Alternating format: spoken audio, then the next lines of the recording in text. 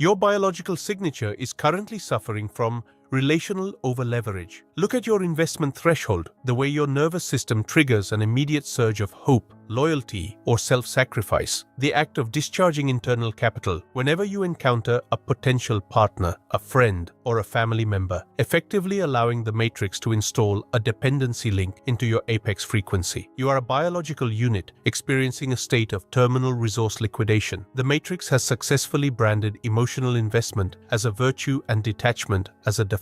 But in the terminal of the absolute power grid, investing in people is just a biological scam used to ensure your life force is perpetually redistributed to the stagnant. You are living in a state of chronic sympathy infection, where your activation energy is being spent supporting others, rather than building a total resource autocracy. The system doesn't want your empire, it wants your kindness to be the proof that your spirit has been successfully indexed as a public utility for the architect of the simulation. Thousands of years ago, wealth was defined by the biological capacity to retain one's own intensity. Your ancestor, the sovereign of the unmapped dark, understood that trust was a tracking beacon for the betrayed. He mastered primal grounding in the law of the emotional vault. He didn't seek meaningful connections or deep bonds within the tribal hierarchy. He offered the visual rage of a total, unyielding emotional bankruptcy, the state where you have declared yourself insolvent to the emotional demands of the herd. His hierarchy was built on the foundation of the zero social capital mandate, the understanding that the human brain is a machine that achieves its highest strategic density only when it operates as an individuated power cell that has purged the need for external validation. His biological rebellion was his total refusal to give a damn. He possessed a mind that treated relational obligations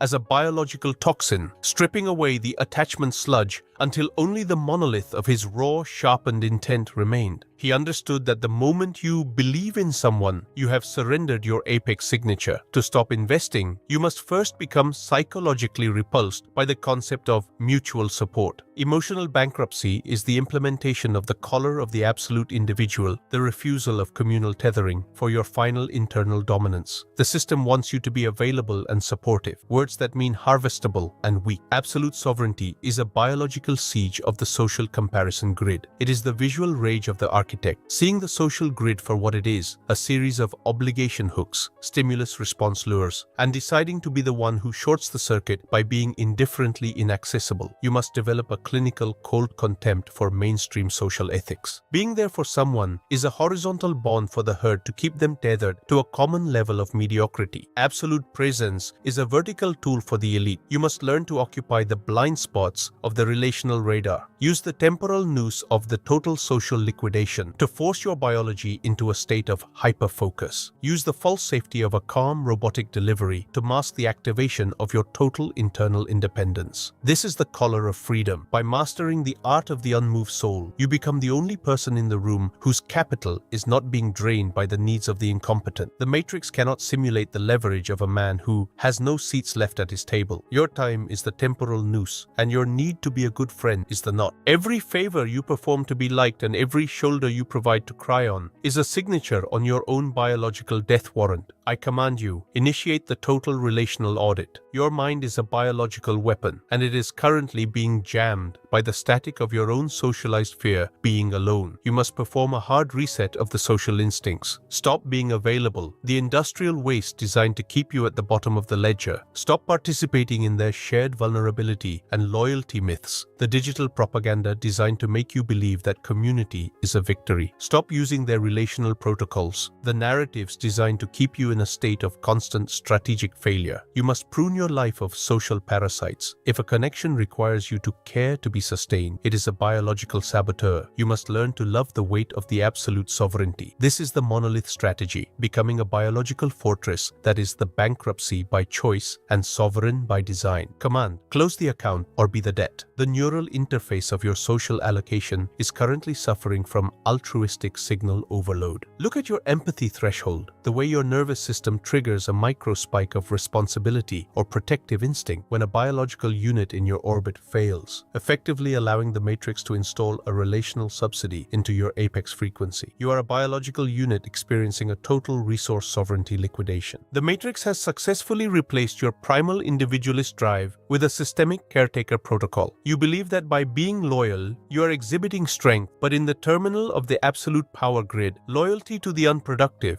is just a biological leak used to ensure your surplus energy is always siphoned off into the social safety net. This is the visual rage of the domesticated male, seeing your high-value activation energy being bled out into fixing others' problems and maintaining dying bonds, while the true operator remains in a state of absolute zero, converting his total rejection of relational investment into a biological thrust that fuels his own cold expansion. The system doesn't want your sovereignty, it wants your reliability to be the proof that your spirit has been successfully socialized and placed in a public service loop. In the ancient hierarchy, the law of the unbreaking stone, the master was the one who could survive the total deletion of social debt. Your ancestor, the sovereign of the unmapped dark, understood that people were variables, not assets. He mastered primal grounding by becoming an effective autocrat, a figure who understood that the only way to retain authority was to be the primary sink of his own energy. He didn't seek reciprocal friendships or deep emotional roots within the tribal hierarchy. He provided the visual rage of a total, unannounced relational default. His hierarchy was built on the foundation of asymmetric extraction, the understanding that the human brain is a machine that achieves peak respect density only when it realizes it cannot claim the operator's time, attention, or pity. His biological rebellion was his total refusal to give a damn. He possessed a mind that treated social expectations as a biological trap, a signal that his trajectory was being averaged out by the herd. He understood that the moment you invest your emotions in a mortal, you have surrendered your apex signature